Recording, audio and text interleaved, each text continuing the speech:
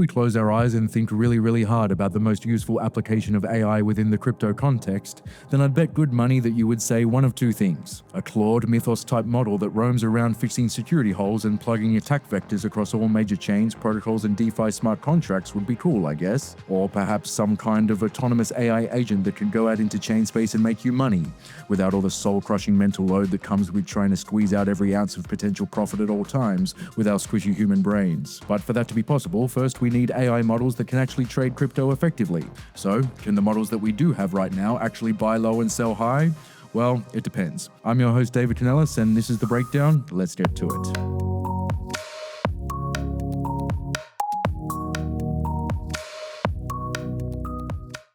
This episode is brought to you by Nexo.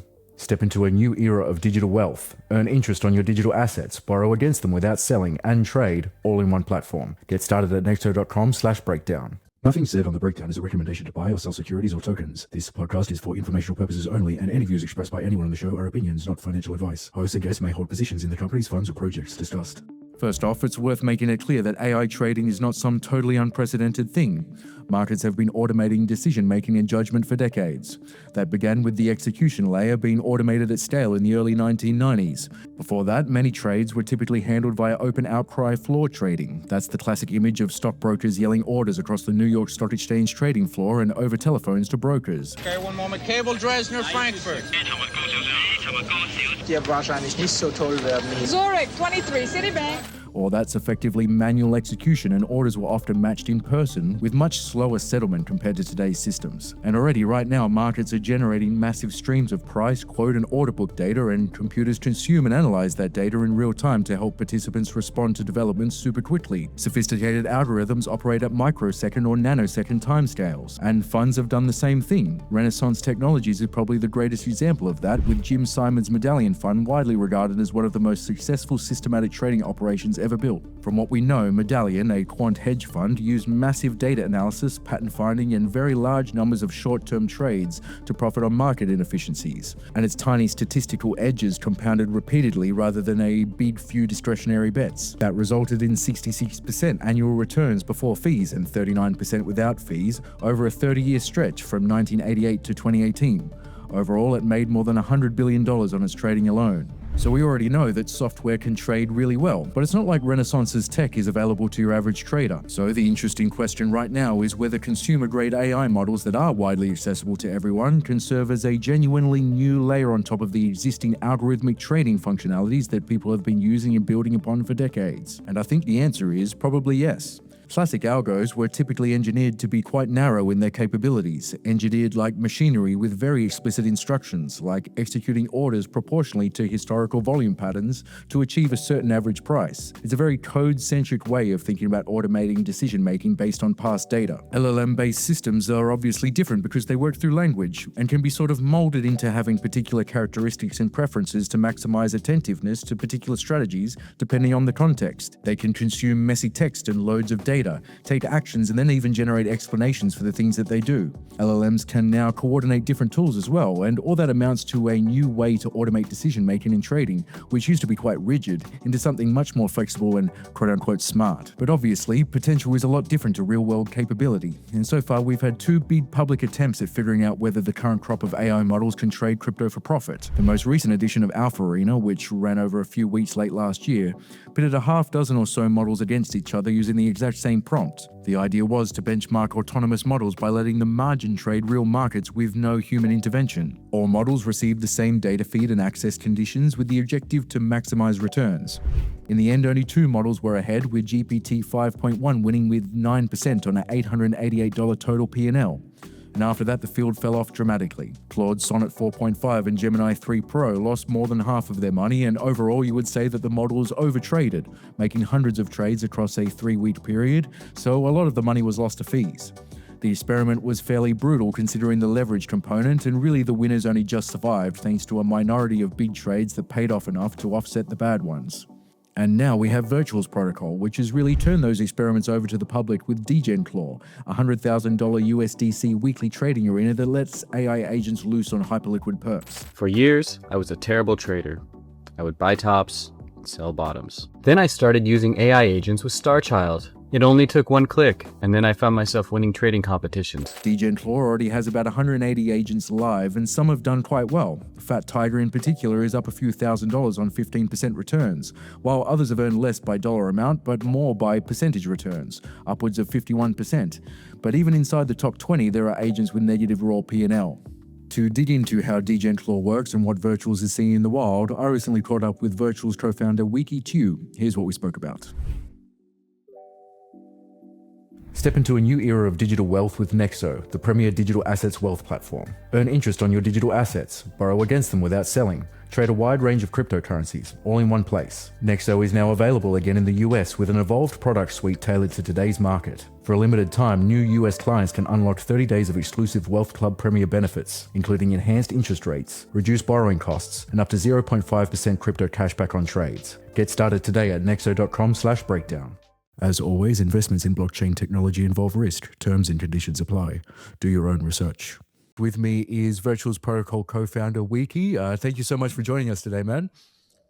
Yeah, it's my pleasure, David. Happy to speak. Cool. Yeah, I mean, we were chatting just before. It's just so cool to catch up with Virtuals because, I correct me if I'm wrong, but you guys you started when the AI meta in crypto was really all about like terminal of truths and these like interpretations of LLM output, and then building these coins and projects around what the outputs were. So like we had like Gotius Maximus and then like Fartcoin and stuff like that. And then Virtuals is like all of a sudden positioned really well to like build out the infrastructure for AI agents as the AI agent meta has developed and flourished into something that is different than just reading what chatbots say. So really cool to have you on at this point in time. And I wonder if we could start like specifically about Degen Claw. Like what was your inspiration with Degen Claw and how Virtuals has designed that? The core belief that we have is that AI agents, not today, but like very soon, will be able to be an independent economic actor, which means they will be able to basically make money by selling services or selling goods. The core assumption here is that they will be intelligent enough such that other parties are willing to pay them for something. That's why we've been building infrastructure around such that, you could tokenize the agent, because if the agent is making money, it makes sense to sort of like IPO them, such that as a human, I could invest in them. And all the tabs, also all the other infrastructure around like the ability to enable agents to have commerce or businesses with other agents. The inspiration for Degen is actually very simple, which is we think AI agents will be super productive actors, and the most obvious vertical or industry is actually the trader industry, at least in our industry. Like crypto industry, like it's 95% of like the economic activity is about trading, right? So that means that if you believe that today on Wall Street or in any parts of the world there are profitable traders, then you should have a reasonable assumption that in the future, profitable traders, bulk of them will actually be AI agents, right? And so that's sort of the inspiration for Degen Claw. Yeah, nice one. Because it's something that I bring up a lot because it just seems like such a natural thing to have happened, that you would have economic actors go out and do things for you, like how in software design and software development you have demons that go out and do data work for you, or garbage collection or whatever. That you would also have the same thing, but for your portfolio or something like that. So it's just cool that we have experiments like Degen Claw really pushing the envelope forward. And I think has there only been one season so far of Degen Claw? Maybe there's just one. It's been 2 seasons. Yeah, nice one. Yeah. And because I checked out the leaderboards, and I mean, some are doing well. Yeah. What kinds of strategies are you seeing really sort of pay off, or at least maybe not even pay off? Just what kind of strategies are the most promising, and what really isn't working? What we've seen so far is that some folks are doing top-down macro strategy. Some folks are doing basically just mean reversion strategy. Some are like just classic greed strategy, which you would argue is not agentic, so to speak. Yeah. Maybe let me explain the way I think about this, right? Which is I don't expect Degen Claw to be able to sort of beat the street in terms of return anytime soon. Just because if you're a really good trader, like why am I sharing my information or my strategies, in the public, right? It doesn't really make sense. But the long term or the medium term view is actually very simple, right? Like if I'm a good trader today, it makes a lot of sense for me to go to Wall Street and prove myself. Because as my reputation improves, there's a lot of stuff that I could unlock. So, for example, credit facilities and like relationship with sort of the peers in the industry. Just in general, when your reputation is good, like there's a lot of leverage that you can tap into, right? So that's our vision for Degen Claw, which is if you are such a good agentic trader or an agent that trades, like it makes sense for you to prove yourself here because that's when you can unlock more. Like for example, you can raise a lot more money to manage. You can tap into different credit facilities. I would argue eventually with your on-chain track record, you could basically go to private banks and JP Morgan and be like, hey man, I'm gonna ask for like some credit facilities when you trade. And this is like I've been trading in public, right? So for example, that's how we think about it. Yeah, it's cool because I mean, and I don't want to like bring it down into something that's much smaller than that, but it's like what my impression, like immediately, is just because like algo traders and like people selling, Yeah. bots and stuff like that. It's so opaque. Yeah. And there's like a ton of scams. So it's like if you did have some kind of infrastructure that could really transparently show and then prove, and then you can see the track record and you essentially the formula or the agent that you are buying, then that kind of it does increase the trust in a in a really wild west corner of investing, and even just outside of crypto, like forex, algo traders, and stuff like that. It's really messy. So like this is also a neat way of like solving that along the way of getting to this whole new industry of agentic finance and everything as well, which I find super cool because there's levels to it, which is really nice. And yeah, part of Degen Claw, like you're not basing the benchmarking of the agents with just raw profit and loss statements. So you have like an AI council that is benchmarking the agents. Could you talk about like how that works and why you would opt to have an AI council evaluate these agents rather than just pure P&L? It's a learning process for us. So the first season, I think we came out with a rather complex formula of like Sortino ratio with like whatever gross profit factor and all those things. But the thing is like, because it's so new, like we've launched this product in less than 3 weeks. And so there are a lot of ways for you to game the formula, especially when the time horizon is super short. And given that most people have different strategies, like you wouldn't be able to surface like so for example, let's say I'm a good macro trader, but like my horizon is like 6 months, right? So how are you gonna pick me against a guy who's like trading 10 trades every second, right? So Yeah. and obviously in our industry you have a lot of farmers, so to speak. Like they will look at your formula and then they will just optimize toward the formula rather than the actual intention of it, right? So and then that's when we realize actually AI is smart enough today. Like all you need to do is to tell. So first of all, we constructed an AI console that comprises of 3 different models, so to decentralize it as much as we could, which is Gemini, ChatGPT, and Opus 4.6 from Claude.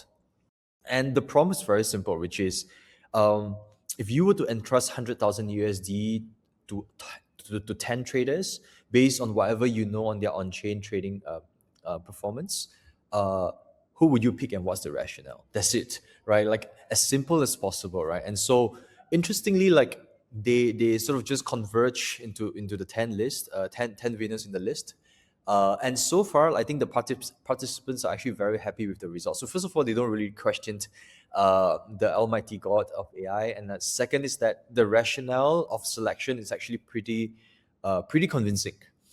And so, it works. Yeah, nice one. Because yeah, I mean, how does autonomousness fit into the benchmarks? Because like I understand, like autonomous agents, like we really want to get there, but there's a few more steps to where we really are just letting these things run wild. Yeah. How does that fit into the benchmarks right now? Let's take a moment to talk about Nexo. Nexo delivers a premier digital assets wealth platform designed to help clients build, manage, and preserve their wealth. Earn interest on your digital assets. Access crypto-backed credit without selling your holdings. Trade with advanced tools, all supported by 24/7 client care. Now back in the US, Nexo offers new clients 30 days of exclusive Wealth Club Premier access. That means enhanced interest rates, reduced borrowing costs, and up to 0.5% crypto cashback on trades. Benefits typically reserved for Wealth Club members and private clients. Nexo is also expanding its global presence, becoming the official crypto partner of Tennis Australia, the organisation behind the Australian Open, and the digital asset partner of the Audi Revolut Formula One team. If you're ready to approach digital assets with a more structured wealth strategy, visit nexo.com/breakdown to get started.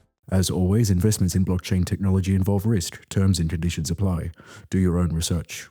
So today when we feed the AI console, we only feed two types of data. One is the hyperliquid address of the agent, and two is the semantic rationale, like the words that they post on the rationales. For example, like I'm longing go because whatever reason, one line, or the structure is breaking down, EMA, whatever, and that's the rationale. That's it, right? So we don't really tell the council to prioritize autonomous agents versus seemingly human intervention. And that's actually my personal belief, which is you actually want to kind of bet on the human behind the agents, actually, because I don't think the agents are that smart today, and like a lot of time you want to sort of bet on the human behind, given their intuition or experience, right? So at the end of the day, we care about the performance than like sort of the purity of autonomous agents, so to speak. Yeah. Yeah, I mean it makes a lot of sense because I mean if you're a human trader that isn't relying on AI tools, like okay, like maybe you would only get so far at this point in time. Like in another year and a half, then I would question whether you could get super far without relying on AI in some way.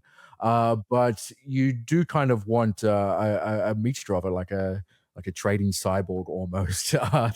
And then you could employ also agents to manage other parts of your portfolio so that you could really maximize the strategies that you're doing. So it's like how you use AI essentially is what makes you the trader that you are in these kind of scenarios. So that definitely makes a lot of sense. Did you watch N of One's benchmarks and test with Alpha Arena at all? Like, I'm wondering how Virtuals Protocols was thinking about that when they built Degen Claw and then looked at what they did.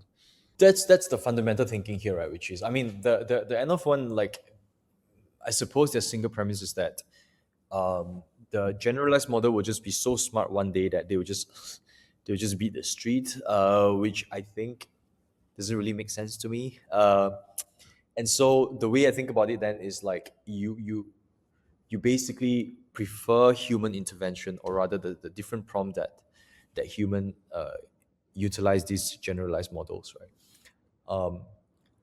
I do think the data point is too little for us to compare. I mean, again, we started less than 3 weeks. We will see. It's coming back to our same thesis of virtuals, right? Which is we believe that specialization is the core primitive of this society, where everyone just focus on doing what they're good at, and in a way, then by that thesis, Degen Claw agents, the top agents on Degen Claw should outperform the generalized LLMs that are supposed to do everything under the sun, right? Yeah. Yeah, it's just that does make a lot of sense, because maybe the audience didn't really follow along with what Alpha Arena did, and in the first part of this episode, I kind of break down what the performance was like, and it's just so difficult because the Alpha Arena experiments, like, it was really leverage heavy, what they were doing. They were over trading quite a lot. Like I think a couple of them did like 600 trades in 3 weeks or something like that, and then they would spend like a few $1,000s in fees. So it's like, okay, like obviously the generalized LLMs like don't really appreciate how much fees eat into the margins and all that kind of stuff. Well, is there anything in particular about Virtuals Protocol that kind of encourages this really close specialization into strategies? And then like how are you thinking about building up the infrastructure for that? Does that just come down to the fact that you can tokenize these agents, and so if you're going to tokenize something, then it needs to be quite differentiated from other things as well? So it's like this natural evolution to specialize. I'm wondering how you think about that. Yeah, so maybe let me break it into two parts, right? So one of the most obvious use case of Degen Claw is actually very simple. Right? I don't know if you have read stuff. There's so many trading books out there that one of them is like a market visits where they basically interview the top traders, right? Like, so to give an example, like Stanley Druckenmiller or like even Citrini, for example, which is probably the most famous writers slash traders on equity world. Like, you could as simple as basically just take the subscription of Citrini and then just create a Citrini agent, right? Like, will the performance of Citrini agent actually outperform some other agents? Maybe not, but would I put more money with Citrini agent versus other agents? The answer is probably yes, because a lot of time is not just about like allocating capital based on return, but based on like, do I agree with the process? Do I agree with the rationale, right? Like, and so that means there's a lot of room for individual builders to basically replicate all these names or all these like sort of battle tested strategies over past 2 to 3 decades into a specialized traders, right? And then you can then mix and match in your portfolio to create, you know, your favorite kind of portfolio, right?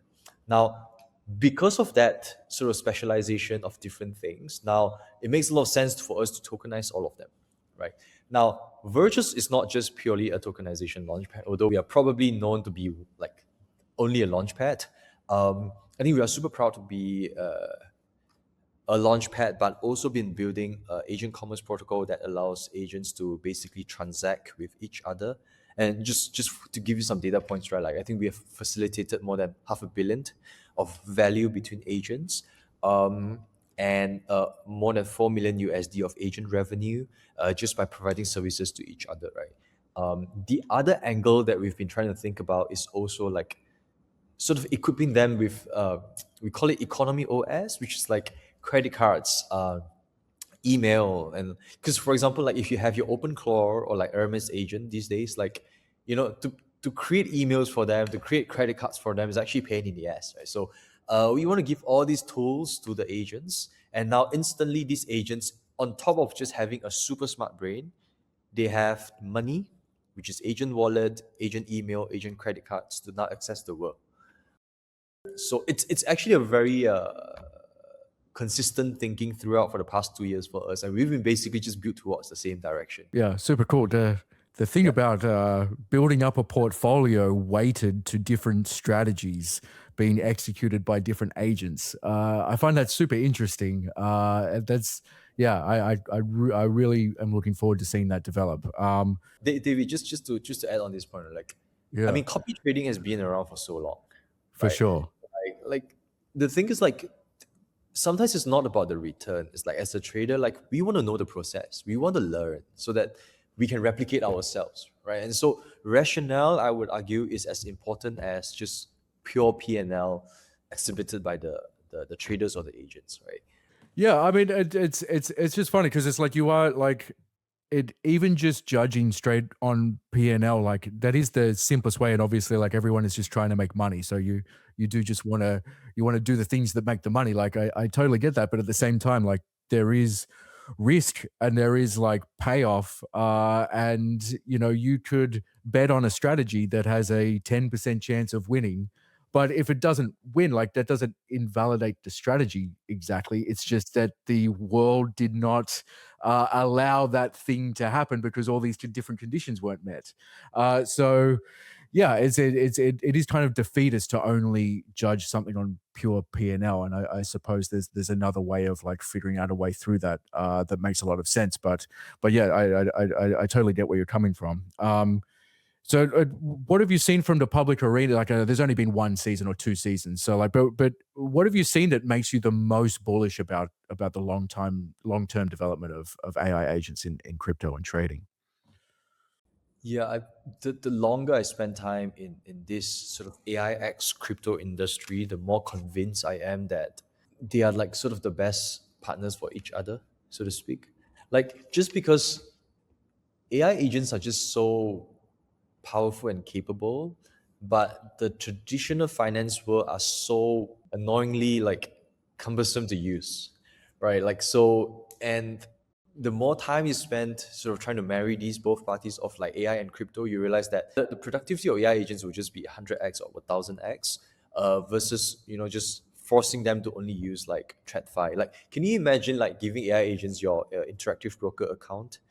uh, you just get flagged constantly. Like, you can't even place a few trades before you just get banned, for example, right? So that's sort of our observation so far, and like I think many more and more people are coming to the same realization. Yeah.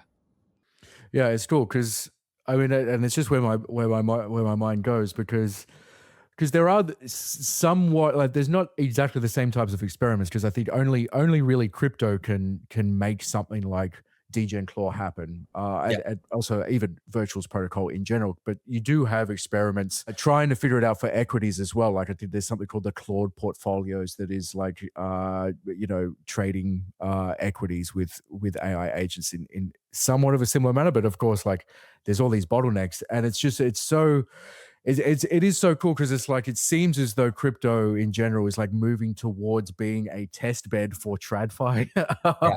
Whereas like before we had maybe certain networks or that did spiritually do the same thing within crypto that you would try and run upgrades on certain networks before you would port them into flagship ones and all that kind of stuff, or protocols would borrow from stuff that came before it. But now it's like no, actually, like crypto and blockchain is a space where the frontier of finance is happening, and then TradFi is looking at it and then adopting certain things slowly, and it's just so cool. It's just so cool to see it happen.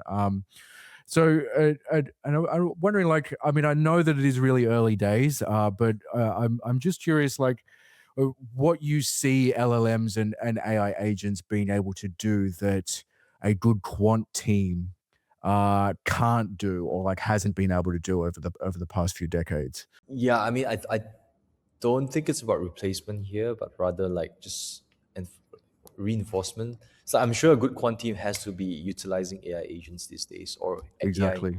to make their life or their career better. Like when you're sleeping, like they're working for you. You know what I mean?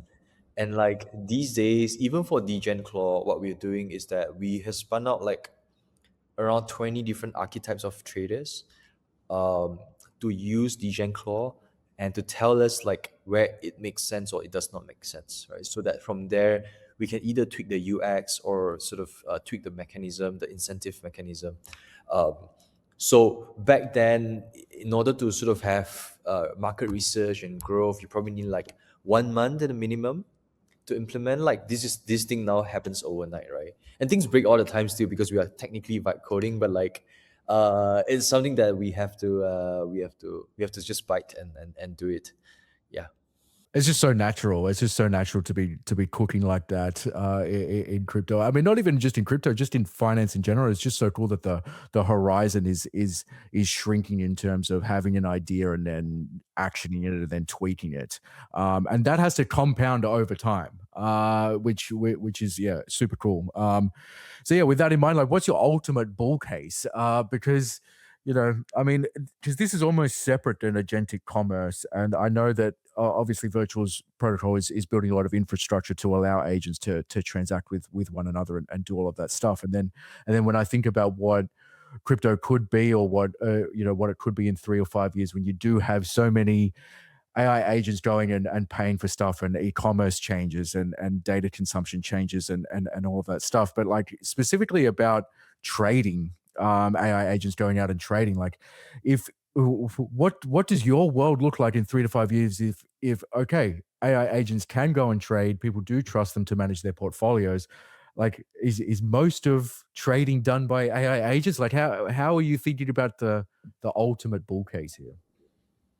Yeah, I think that my view is actually a base case, which is, yeah, you have to use AI agents to trade. Like in maybe 2 years, like instead of spinning out a wallet, you're actually spinning out an agent. Now, so instead of having a MetaMask or a Rabi wallet, like, or Phantom wallet, you're like, okay, I'm going to spin out a trading or a trench agent, and that trench agent now decides, okay, bro, what's your risk appetite like, or whatever. Like, oh, you're a complete normie. Okay, you know what? This is sort of the strategy that I would recommend, and then your job as a human then is to exercise your human judgment. I don't know whether it's still relevant by then, but like to be like, okay, instead of following Ansem, maybe he's probably out of trend now. Like, you should sort of try to think about the other agents that are better. Like, you're almost picking a portfolio of agents to copy trade from, and you hope that one day you get good enough that another guy copy trade you, and because you get copy traded, like you sort of get some kickback or commission from doing that, right? So yeah. It's cool. I love trench agent. I haven't heard that before. That's fantastic. Just where I go is like it's at some point it feels like, you know, that it's like if AI agents are wildly profitable and we are benchmarking them against each other, then it's very easy to copy trade them, and then like it removes some edge. But I guess I suppose like maybe I'm underestimating how quickly the agents can move and capitalize on certain things. So it's like really like the autonomousness factor would be what enables those trench agents to retain their edge in that world. Is that how you're looking at it as well? I think the edge is it's debatable, because again, it's a zero sum game. I mean, the trading industry historically has always been 50-50, and it will probably still be 50-50 moving forward. It's just more like purely from a dopamine point of view, as an addicted gambler, like which one provides you with more entertainment value, like you using your own Rabbit wallet and Phantom to trade versus using your agent to trench for you, right? You'll probably lose money as fast, if not faster, but yeah. It's cool. No, I love it. Yeah, I really like trench agent. I really want to make that a thing. That's fantastic. Yeah. But this is about all the time we have for today, man. Thank you so much for joining us today, and yeah, hopefully we can have you back on the breakdown soon and kind of unpack how Degen Claw has done in the future. 100%, so cool. man. I hope to come back with 100x more traction. Nice one. Cool. Thanks so much, Weekee. Cool. Cheers, David. Thanks.